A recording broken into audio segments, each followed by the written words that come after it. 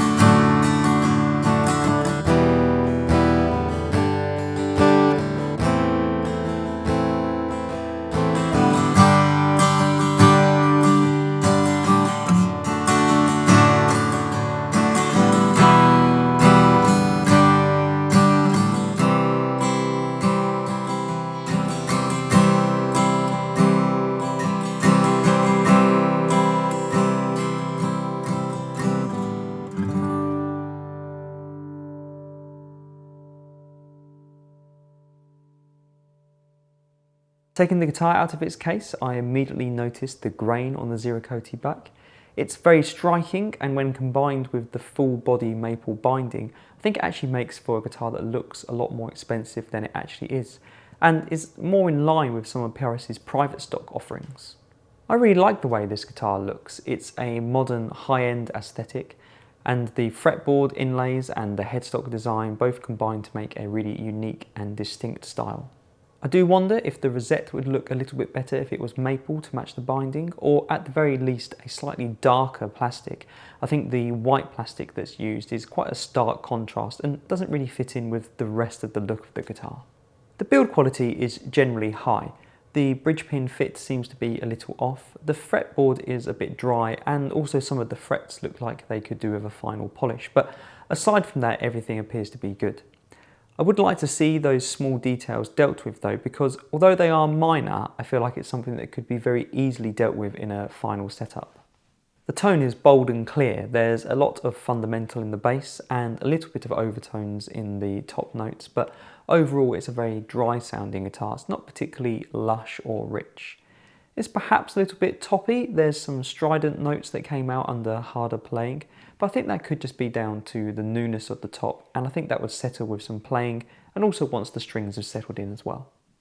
The sustain is reasonable with a smooth decay, and I felt the guitar handled fingerstyle and strumming equally well. It did seem to me that the bass was a bit more prominent on the recording than it seemed from the playing position, so I was surprised to hear the guitar being more balanced on the recording.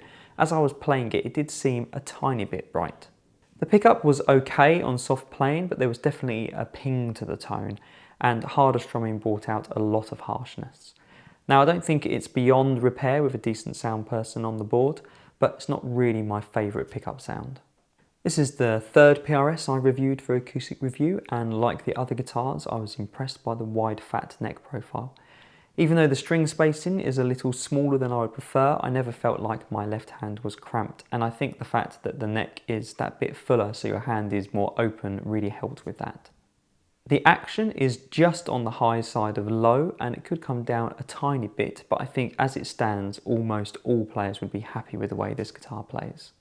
The dry fingerboard and slightly scratchy frets did hamper the playing experience a little bit, but like I said earlier, they could be easily fixed with a bit of lemon oil and a good buff on the frets. I can see this guitar working in a variety of situations. The boldness and cleanliness of the tone would work well in solo settings, but I also think the guitar would work well with other instruments due to the fact that it's not got too many overtones ringing out as the notes die down. At £879 with a hard case and a pickup included, I think this guitar is fair value for money.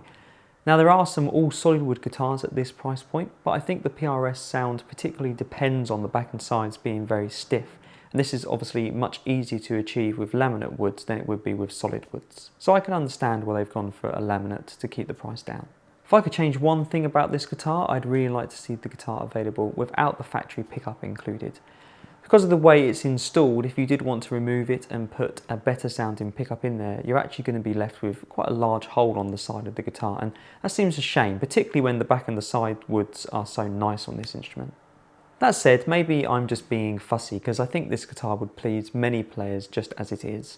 The redesigned look is very classy, the neck feels great, and the tone, if a little bright, will please many players as well.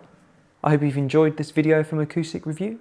Please subscribe and follow us on social media to be notified when new videos are posted, and I look forward to seeing you again soon.